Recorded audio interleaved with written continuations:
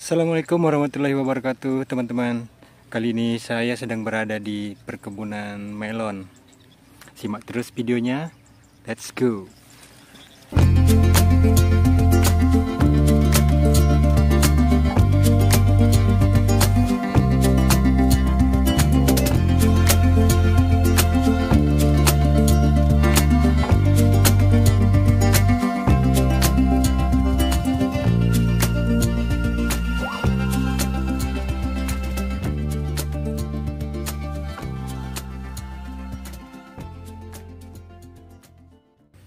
Di sini buahnya ada 3 dalam satu pohon. Ini ada tiga buah. Kalau di tempat lain itu biasanya menggunakan satu pohon satu buah. Nah, kalau di sini teknisnya berbeda. Nah, kata yang tadi narasumbernya, dia itu memaksimalkan dulu pertumbuhan dari daunnya. Minimal itu ada 50 daun dalam satu pohon. Nah, kenapa? Karena kalau misalnya daunnya sudah banyak, berarti produksi makanan yang ada di dalam pohon tersebut akan maksimal untuk meningkatkan produksi buahnya. Oke. Ada 2 macam sih. Di sini sistem penanaman, yang kalau yang penanaman yang sistemnya di wilayah kita itu sistemnya sistem engkel. Sistem engkel itu pakai lanjaran, tiap satu lanjaran naik satu batang. Sistem engkel di Lombok itu ketika dia penanaman satu lanjaran naik satu batang, sementara semua cabang dibuang. Hanya disisakan paling tidak 3-4 cabang untuk tempat penyortiran daun buah di sana kan. Satu cabang keluar satu buah, satu cabang keluar satu buah. Nah, dari sana itu paling tidak setelah 1 minggu dari pembuangan cabangnya, dia mulai sortir buah di sana, pembentukan buahnya. Nah, ketika dia mulai sortir buah, itu harus memilih buahnya mana, istilah yang masuk kriteria. Yang kriterianya ya seperti paling tidak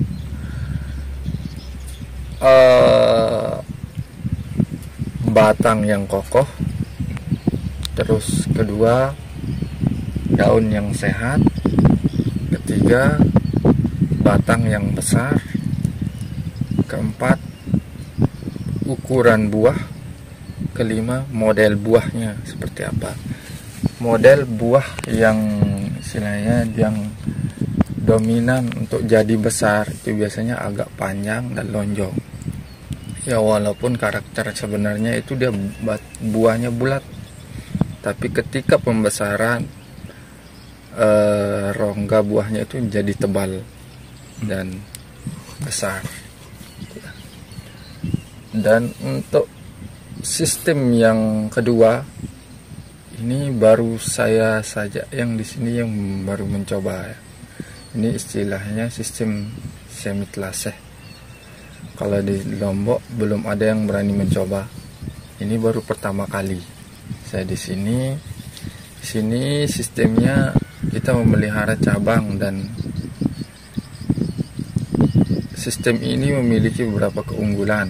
Pertama, pekerjaannya yang tidak terlalu banyak lah, tidak terlalu ribet, yang seperti sistem engkel yang buang cabang, sortir buah, segala macam itu tidak ada.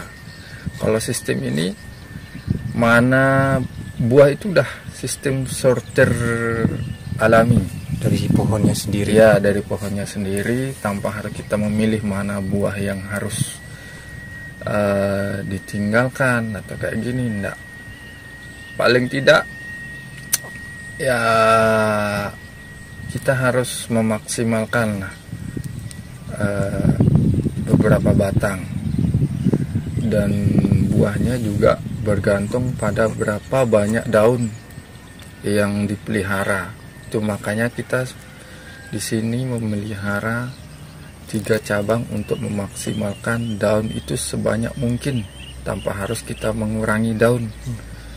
Karena untuk mendapatkan hasil yang maksimal, satu buah melon itu butuh paling tidak 30 daun 30 yang sehat dalam satu ya, pohon. untuk memaksimalkan hasil dari buah melon itu sendiri. Sedangkan untuk masalah pupuk, kita sesuaikan sama kondisi tanaman itu sendiri.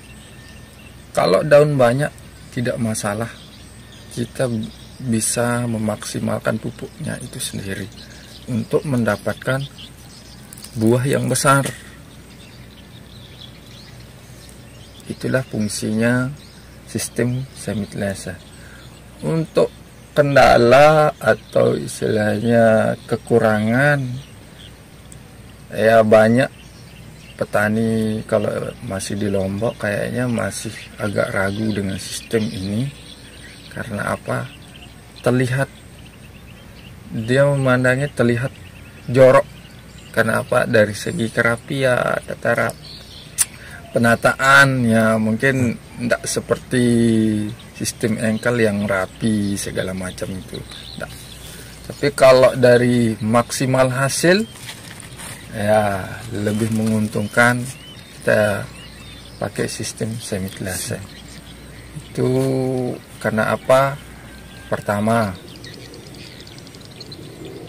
kalau dari segi hasil, kalau memang batang itu bisa istilahnya tergolong sehat, dalam 1000 pokok itu bisa kita dapat atau menghasilkan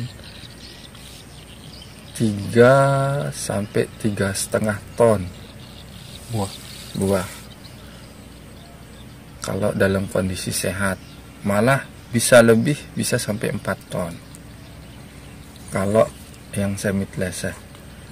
Tapi kalau sistem engkel, rata-rata kalau di Lombok ya maksimal lah ketika pemanenan ya paling, kalau yang 1000 batang kita pakai ukuran 1000 batang lah, itu bisa maksimal sampai cuma 2,5 ton. Itu pun udah cukup, udah paling bagus, udah paling maksimal. Dan itu pun jarang orang yang bisa sampai segitu kalau sistem engkel. Ya, kalau di Lombok. Tapi kalau untuk di daerah Jawa atau di daerah lain ya, karena di sana pakar petani melon ya tidak ada yang tidak mungkin. Tapi kalau di Lombok masih istilahnya berpatokan sama standar lama. Belum ada yang berani berinovasi, dan mudah-mudahan ya untuk kedepannya kita sama-sama belajar bisa menciptakan sesuatu hal yang baru dari segi pertanian melon ini sendiri.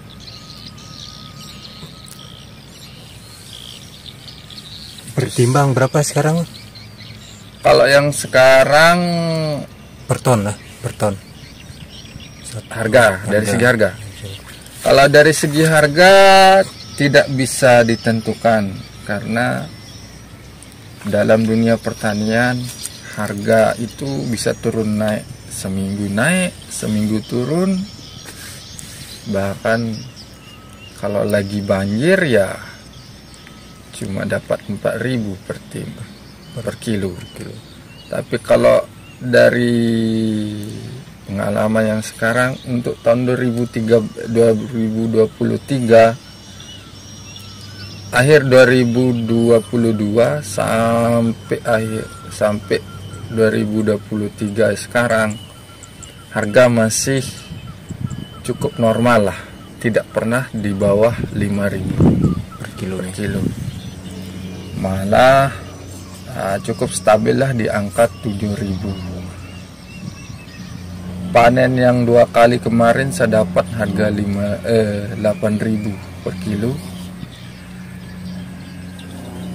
2 kali panen. Dan rata-rata untuk kemarin mulai tahun 2023 yang bulan pertama sampai yang sekarang masih bertengger di 7.000 sampai 7.500.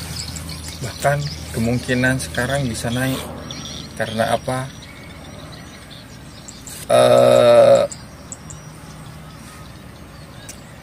Banyak petani tapi tidak ada yang berani nanam karena banyak kendalanya. Yang pertama dari segi hama, karena kalau musim panas kan dia banyak tantangannya.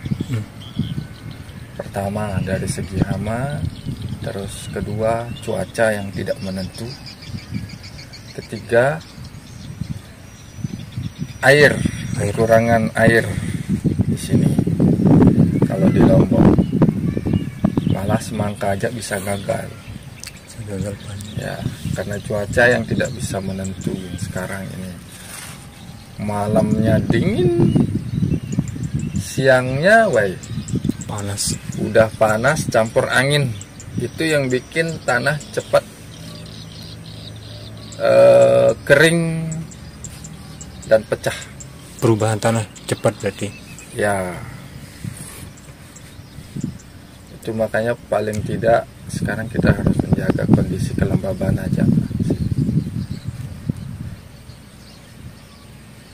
Banyak faktor ya yang perlu diperhitungkan juga. Kalau ada yang bilang lebih suka nanam waktu musim hujan, ada yang bilang lebih suka nanam musim panas. Semuanya sama saja sebenarnya, karena mereka hanya membedakan dari segi penyakit yang mereka atau hama yang akan mereka hadapi. Hanya saja kalau kita udah siap mental, siap ilmu, dia mau musim panas ataupun musim hujan, nanam tidak masalah. Karena paling tidak kita udah siap dari segala hal. Tahu kondisi berarti. Ya, makanya kita harus banyak-banyak belajar. Dan dalam dunia melon tidak ada istilahnya jadi guru, tidak ada. Karena apa yang kita berusaha untuk jaga sekarang, antisipasi, banyak hal-hal tak terduga yang akan kita dapatkan di sana. Ini yang kita jaga sekarang, malah yang datang lain.